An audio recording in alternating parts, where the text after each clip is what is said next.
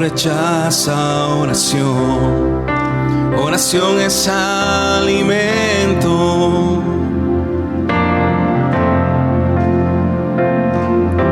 Nunca vi un justo sin respuesta o quedar en sufrimiento.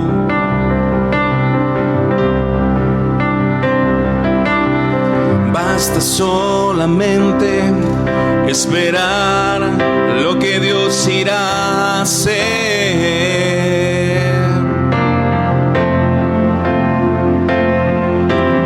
Cuando Él levanta sus manos, es hora de vencer.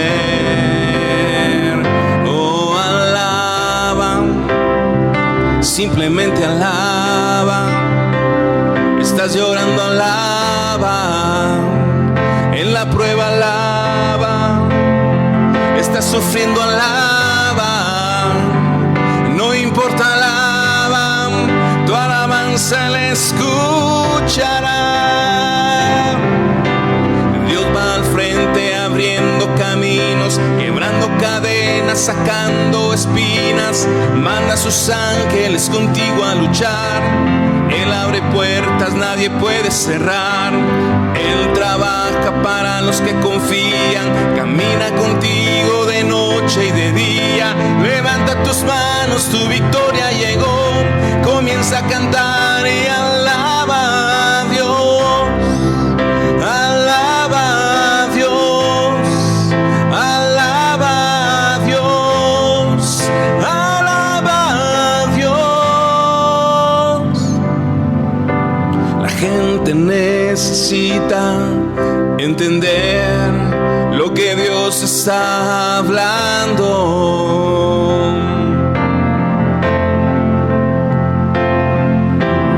Cuando Él queda en silencio, es porque está trabajando.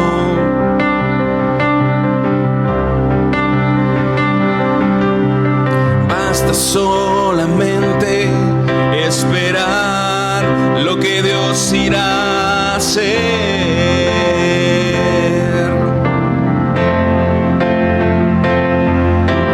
Cuando Él extiende sus manos, es hora de vencer. Oh, alaba, simplemente alaba. Estás llorando, alaba. En la prueba, alaba. Estás sufriendo, alaba. No importa, alaba. Su alabanza le escuchará. Dios va al frente abriendo caminos, quebrando cadenas, sacando espinas. Mande sus ángeles contigo a luchar. Él abre puertas, nadie puede cerrar. Él trabaja para los que confían. Camina contigo de noche y de día. Levanta tus manos, tu victoria llegó. Comienza a cantar y alaba a Dios. Alaba a Dios. Alaba a Dios. Alaba a Dios. Alaba a Dios. Alaba a Dios. Alaba a Dios. Alaba a Dios.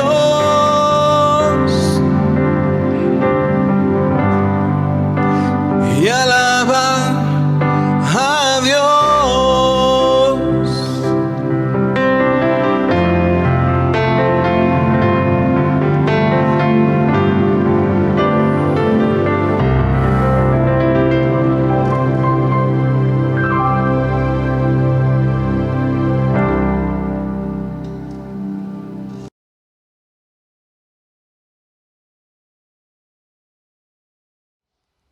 De nuevo, bienvenidos a nuestro pequeño estudio de la epístola de Jacobo, de Santiago. Hoy nos toca examinar un par de lecciones que yo escogí del capítulo 2. Quisiera empezar leyendo Ojalá haya aprovechado este tiempo que tenía de esta semana que ya pasó para poder leer el libro de Santiago. Únicamente son 5 capítulos, así que usted puede aprovechar a leer una vez a la semana, una vez cada día. Mientras más lo leamos, más nos vamos a familiarizar con él. Así que vamos a empezar leyendo la primera parte del capítulo. Dice el escritor: hermanos míos, que vuestra fe en nuestro glorioso Señor Jesucristo sea sin acepción de personas.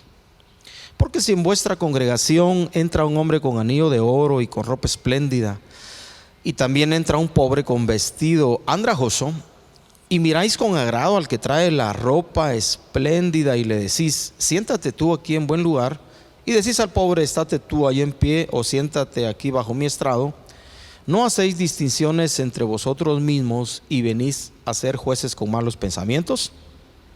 Hermanos míos amados, oíd.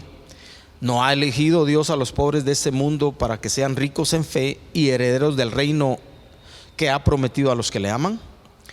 Pero vosotros, les dice Santiago al grupo de personas que le está escribiendo, habéis afrentado al pobre. ¿No os oprimen los ricos y no son ellos mismos que os arrastran a los tribunales?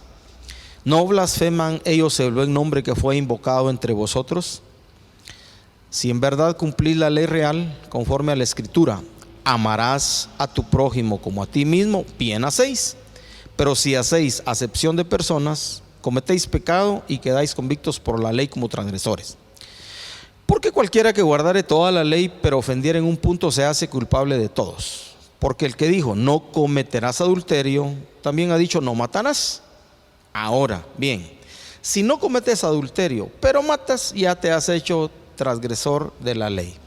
Así hablad y así haced como los que habéis de ser juzgados por la ley de la libertad. Porque juicio sin misericordia se hará con aquel que no hiciere misericordia, y la misericordia triunfa sobre el juicio.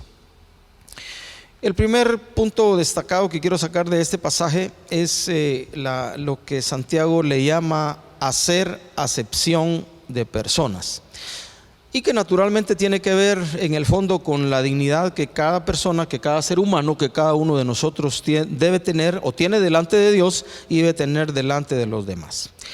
Literalmente el escritor Jacobo Santiago dice: cuando en vuestras reuniones, en la versión textual dice cuando en la sinagoga. Él está escribiendo a judíos y aplicándolo a nosotros cuando en nuestras congregaciones entra una persona, y luego hace la aplicación de ver a alguien bien vestido. Obviamente eso significa una posición social o económica mejor, y la comparación es el trato que le podemos dar a esa persona por cómo lo miramos, y en contraste en que entre un pobre andrajoso, hasta yo pudiera decir, si quiero añadir un poco de cómo puede pasar, con un poco de mal olor, y entonces tratamos bien a la persona que huele bien, al que Santiago describe como rico, y al que pobre lo tratamos mal.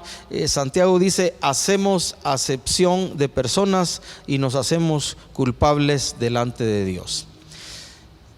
Pensemos un momento, el que eso pase en nuestras reuniones, en nuestras congregaciones, es solo producto de lo que tú y yo pensamos en el corazón. Eso no es algo que surge en un momento determinado. Por supuesto, se da el momento, se da la ocasión, pero cuando tú y yo hacemos diferencia en el trato con las personas, lo de buen vestir, los de mal vestir, los de buen olor y los de mal olor, solo es algo que ya ocurre en nuestro corazón o ha pasado en nuestra vida durante toda la semana o durante una buena parte de nuestra vida. Eso es lo que hacemos, ¿verdad? No me relaciono con algunos, los miro de lejos, no son de la misma posición social que yo tengo o el trasfondo que vienen. Usted puede imaginar o podemos imaginar cuando los padres llegan o llegamos los hijos y le presentamos a una muchacha, a un muchacho, y a los comentarios que hay, porque hay de todo tipo de comentarios en nuestra familia, y ya te diste cuenta de la familia que es, y ya te diste cuenta que es más chaparro que vos, y ya te diste cuenta de que no es alguien que estudió mucho en cuanto tú eres universitario, tú eres universitaria, y todo ese tipo de situaciones que nos llevan, hablando de la dignidad humana, a hacer acepción de personas. Y yo quiero añadirle no solo el trato de nuestra vida congregacional y familiar hermandad, sino con nuestro trato general con las personas en las que llegamos a discriminar, a señalar o aún a estigmatizar a algunas personas por su trasfondo social, económico o formación académica. Quiero mencionar en esto de hacer acepción de personas dos ejemplos. Uno tiene que ver con la historia. En los Estados Unidos, por ejemplo, por una buena temporada se dio el problema de la lucha racial entre blancos y negros, ¿verdad? Según algunas estadísticas cuentan que 12 millones de africanos fueron traídos a América y a vivir y a ser esclavos. La gran cantidad de ellos, menciona un escrito que leí, fueron llevados a Brasil y una buena parte a los Estados Unidos, donde en 1863, porque esto se ocurrió entre los siglos XVI al XIX, hasta en 1863 fue abolida la esclavitud y fue promulgada por el presidente Abraham Lincoln en plena guerra, la que llamaron la Guerra de Secesión. El hecho de que se haya proclamado la abolición de la esclavitud, obviamente fue un documento, un escrito, pero no significó que el trato con la raza negra siguiera siendo difíciles por años en los Estados Unidos. Para 1963 encontré estas palabras que dijo Martin Luther King. 100 años después de la declaración de libertad o liberación de la esclavitud, dice Martin Luther King: 100 años después, la vida del negro es todavía minada por los grilletes de la discriminación. Yo tuve la oportunidad de vivir un par de años en los Estados Unidos y de viajar en una otra ocasión allá, y me pude dar cuenta de la forma discriminativa, literalmente, que no solo los negros, sino también los latinos son tratados por los Estados Unidos, en los Estados Unidos, por la gente de dicho país, no solo de esa cultura, sino de otras culturas, ¿verdad? Porque así somos, no le atribuimos a la persona su dignidad como ser humano, sino miramos el color o miramos su posición social, la económica o la intelectual, la académica. El otro ejemplo que quiero usar tiene que ver con nuestro país. Nuestro país, por su misma historia de conquista o de invasión de los españoles, nuestra gente del tiempo fue esclavizada, martirizada, asesinada por los españoles, sometida de una manera complicada y difícil, y la herencia que hoy tenemos todavía de ese tiempo es el trato entre ladinos y entre indígenas, ¿verdad? Al punto que hoy hay leyes que facultan a los que se sienten discriminados a poder poner demandas en contra de los que tratan, no solo diría yo a los indígenas, sino también a los que se consideran o nos consideramos ladinos en Guatemala. Una batalla, una lucha que ha durado siglos y que se vuelve muy popular en nuestro lenguaje, el poder señalar, el poder estigmatizar a los demás, una lucha de la que tú y yo hemos sido parte y en la que tenemos que tener mucho cuidado en nuestro trato con los demás. No valemos más o no valemos menos. No tenemos más dignidad o menos dignidad según nuestro apellido. No valemos más, no valemos menos, no tenemos más dignidad o tenemos menos dignidad si somos ladinos o somos indígenas. ¿Por qué? Porque Dios atribuye a todo ser humano, ladino, indígena, blanco o negro, no importa el color que tengamos, atribuye una dignidad por el hecho de haber sido hecha toda la raza humana, cada ser humano, a imagen y semejanza de Dios, y es algo que tú y yo como creyentes tenemos que aprender. Y por eso Santiago, al escribirnos hoy o hacernos llegar este mensaje hoy que estamos meditando en él, es muy enfático a decir que nuestra fe, mire lo que dice, que vuestra fe en Jesucristo, que nuestra confianza en Él, que nuestra confianza en Dios, que nuestro buscarle, que nuestro tratar de agradar a Dios sea sin acepción de personas. Porque Dios ofreció la vida, Dios nuestro Padre Celestial ofreció la vida de su Hijo por cada ser humano y por todo ser humano. Y ahí dentro de cada persona, independientemente de su color, de su raza, de su proveniencia, de su estatus social, económico o académico, ahí dentro de cada ser humano está la imagen y semejanza de Dios, que tú y yo como creyentes en Jesucristo y en Dios tenemos que respetar y debemos honrar. El ser humano, hombre y mujer, imagen y semejanza de Dios. De ahí proviene la dignidad humana en esencia. Cuidémonos cuando tratemos a los demás, examinemos nuestro corazón y tratemos de tratar, valga la redundancia, así a todos los que nos rodean como imagen y semejanza de Dios. En una de sus epístolas, el apóstol Juan escribe esto hablando de nuestro trato con nuestros semejantes: el que no ama a su hermano, a su prójimo, a quien ve, ¿cómo puede decir o cómo puede tratar de amar a Dios a quien no ha visto? Y nuestro amor a los demás, nuestro respeto a los demás, nuestro respeto a la dignidad como personas será un fiel reflejo de una fe que estamos tratando de enfocar bien en Dios y en nuestro Señor Jesucristo. El otro tema que quisiera abordar, como hablando de este capítulo, el libro de Santiago, como usted lo va a seguir leyendo y examinando, se va a dar cuenta que es muy rico en enseñanzas. Y como dije en el primer capítulo, práctico. Uno no necesitaría hablar mucho de este libro para poder entender lo que Santiago está diciendo. Así que ahora vamos a leer del versículo 14 al final. Dice Santiago: hermanos míos, ¿de qué aprovechará si alguno dice que tiene fe y no tiene obras? ¿Podrá la fe salvarle? Y si un hermano o una hermana están desnudos y tienen necesidad del mantenimiento de cada día, y a alguno de vosotros les dice: id en paz, calentados y saciados, pero no les dais las cosas que son necesarias para el cuerpo, ¿de qué aprovecha? Así también, dice Santiago, la fe, si no tiene obras, es muerta en sí misma. Pero alguno dirá: tú tienes fe y yo tengo obras. Muéstrame tu fe sin obras, dice el escritor, y yo te mostraré mi fe por mis obras. ¿Tú crees que Dios es uno? Bien haces. También los demonios creen y tiemblan. ¿Mas quieres saber, hombre vano, que la fe sin obras es muerta?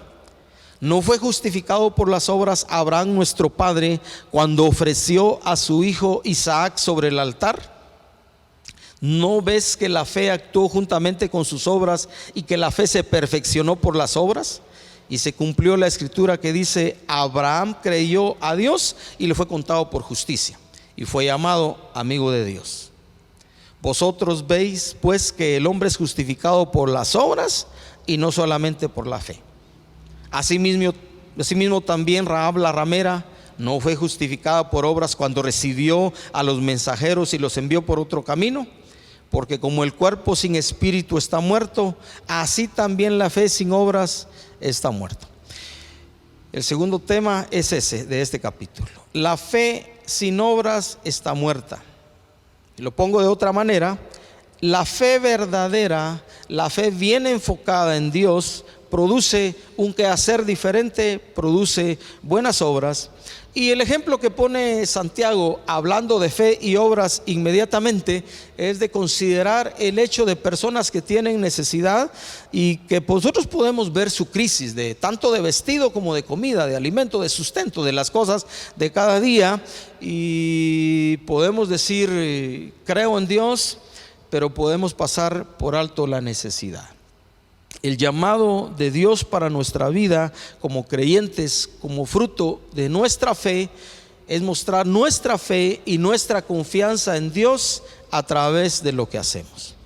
Este tiempo, aunque es un tiempo complicado para nosotros, es un tiempo muy propicio para que tú y yo, de la abundancia que Dios nos ha dado, de la abundancia de lo que tenemos o de las cosas que tenemos, nos extendamos a aquellos que a nuestro alrededor, en nuestro vecindario o a quienes conozcamos, tienen necesidad, y de una manera práctica les digamos: quiero compartir esto que Dios me ha dado contigo.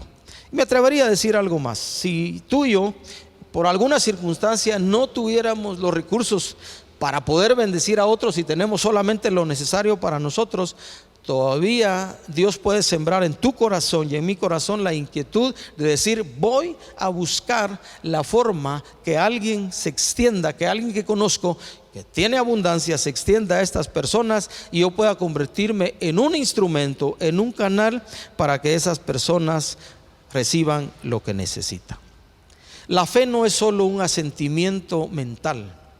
La fe en el escrito de Santiago tiene que ver con esa inclinación que Dios pone en nuestro corazón a hacer lo bueno, y la inclinación se convierte en realidad cuando tú y yo decidimos hacer lo correcto, hacer lo bueno y bendecir a las personas que tienen necesidades de una manera práctica. Es lo más seguro y lo más probable es que muchos de los que están escuchando este mensaje hayan tenido ya la oportunidad de bendecir a muchas personas, y obviamente no lo tenemos que decir, no lo tenemos que gritar, porque ese es nuestro corazón. Ánimo, sigámoslo haciendo, porque al final de cuentas Dios es lo que ve. Este concepto de la fe de Santiago no pelea para nada con el hecho de lo que la Escritura dice a través de Pablo en el capítulo 2 de Efesios: porque por gracia sois salvos por medio de la fe, y esto no de vosotros, dice Pablo, sino que es don de Dios, no por obras, la salvación, para que nadie se gloríe. Pablo está hablando del inicio, del arranque de una correcta, de una mayor relación con Dios, la salvación encontrada por gracia de Dios y por la fe en nuestro Señor Jesucristo. Y Santiago está hablando del efecto que en nuestro corazón y en nuestra vida diaria produce esa fe, esa confianza en Dios. Aprendemos de Dios, conocemos su corazón, y entonces nos dedicamos a servir a los demás. Cuando uno medita en algunos pasajes del Antiguo Testamento, uno describe el corazón de Dios, el ser de Dios, inclinado permanentemente a hacer lo bueno a toda la raza humana, y particularmente inclinado a levantar al caído, a levantar a los pobres, a dar valor a aquellos que la raza humana no da valor. Es más, alguien escribió ahí también en la Biblia: padre de huérfanos y defensor de viudas es Dios en su santa morada. Hablando de la gente que cultivaba en Israel y levantaban sus gavillas y sus cosechas, un escritor bíblico dice: y cuando ciegues, cuando coseches, no te preocupes o no te ocupes de recoger hasta la última gavilla o hasta el último fruto de tu cosecha, déjalo ahí para los pobres de la tierra, porque el corazón de Dios está interesado en que cada ser humano, y particularmente aquellos que no se las damos o no la tienen, recuperen su valor y su dignidad. Las buenas obras o acciones que hacemos son demostración visible de lo que tú y yo creemos de Dios y su palabra, y la aplicamos a la vida. En el libro de Mateo, Jesús le dijo a algunos que le estaban escuchando: ustedes son la luz del mundo. La Biblia decía: Jesús es la luz del mundo, yo soy la luz del mundo. Pero en esa ocasión le dice a los que le escuchaban y creían en él: ustedes son la luz del mundo. Así alumbre su luz delante de los hombres, y les dijo: de modo que vean sus buenas obras y glorifiquen al Padre que está en los cielos. En el corazón de Dios, una de las ideas que había cuando te rescató y cuando me rescató era llamarnos para hacer buenas obras, como dice Efesios 2:10. Somos hechura de Dios, creados en Cristo Jesús para buenas obras. Y luego dice Pablo: las buenas obras Dios preparó de antemano para que anduviésemos en ellas. Así que una buena señal de que tú y yo hemos enfocado una fe correcta en Dios es que podemos ver nuestra vida no solo inclinada hacia lo bueno, sino procuramos suplir y bendecir a aquellas personas que tienen necesidad, proveyendo para sus necesidades, cubriendo su desnudez, dándoles alimento para su hambre o cualquier otra cosa que tú y yo podemos hacer por ellos. Y si no lo tenemos en lo particular, podemos buscar la forma para que esas necesidades también sean suplidas. Dos cosas entonces en el capítulo que destacamos hoy, del capítulo 2 de Santiago. No hacer acepción de personas, tratar a todos con la dignidad con que Dios los viste como sus hijos, como sus criaturas, porque son imagen, porque somos imagen y semejanza de Dios. Y no olvidarnos que la fe verdadera produce buenas obras. Si nuestra fe no nos está llevando a acciones prácticas para bendecir a los demás, Santiago y la Escritura afirman: la fe sin obras está muerta, así como el cuerpo sin espíritu está muerto. Oremos.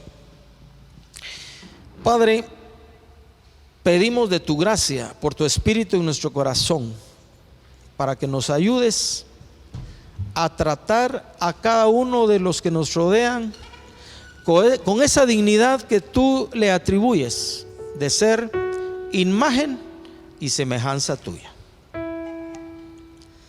Que cada uno de nosotros, Señor, tome la decisión y escoja el camino de tratar a ricos y pobres por igual, de tratar a los que se visten bien y a los que tienen que usar otro tipo de ropas por diferentes circunstancias, a los que huelen bien y a los que huelen mal de la misma manera, porque eso literalmente es lo que tú has hecho con toda la raza humana. Y en Cristo nos has vestido y has cubierto nuestra desnudez. Y ayúdanos también, Padre Celestial, a ocuparnos de buenas obras como corresponde a aquellos que hemos creído en ti. Que cuando miremos la necesidad de la gente que nos rodea, nuestro corazón sea movido a compasión, no a lástima, Señor, sino a compasión. Y que esa compasión nos lleve a dar de lo que tenemos, de todo aquello con lo que tú nos bendices. Y si no lo tenemos, danos formas creativas de buscar en otros la provisión para la gente que lo que necesita. Gracias, Dios, por ser tan bueno. Gracias por amarnos como lo haces. Y gracias por estar tocando a la puerta de nuestra vida para que consideremos nuestro caminar en ti, tanto a nivel del trato de las personas en su dignidad sin hacer acepción de personas, como a nivel de extendernos en amor para dar de comer al hambriento y para vestir al desnudo y para visitar al preso y para consolar al afligido. Gracias en el nombre de Jesús. Amén.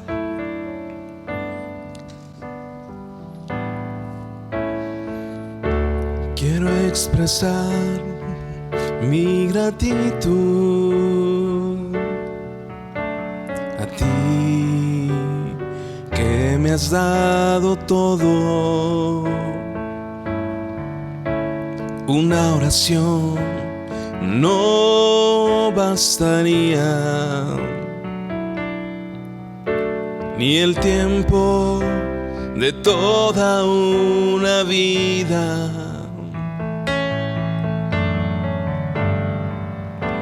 Es más que palabras, y es más que una canción. Quiero vivir agradecido en todo lo que soy, que haya siempre la pasión de amarte con mi vida entera, porque es más que palabras y es más que una canción.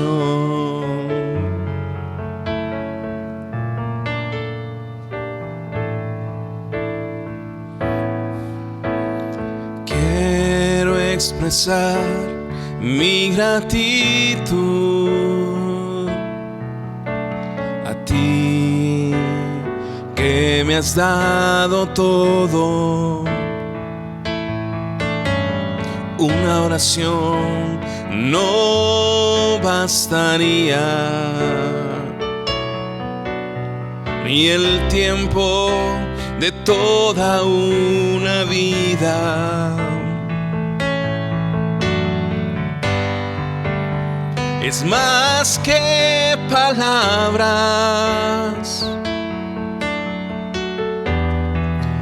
y es más que una canción. Quiero vivir agradecido en todo lo que soy, que haya siempre la pasión de amarte con mi vida entera, porque es más que palabras, porque es más que palabras, y es más que una canción.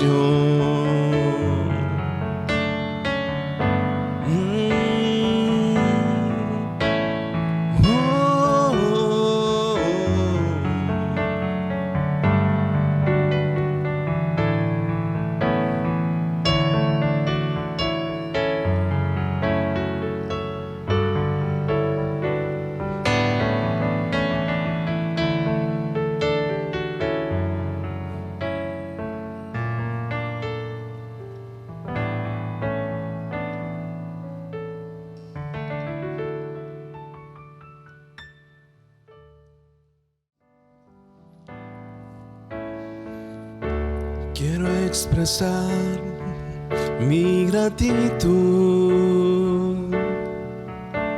a ti, que me has dado todo.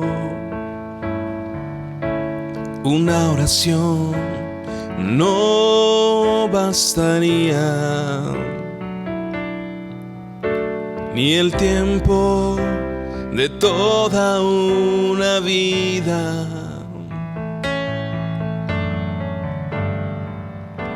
Es más que palabras,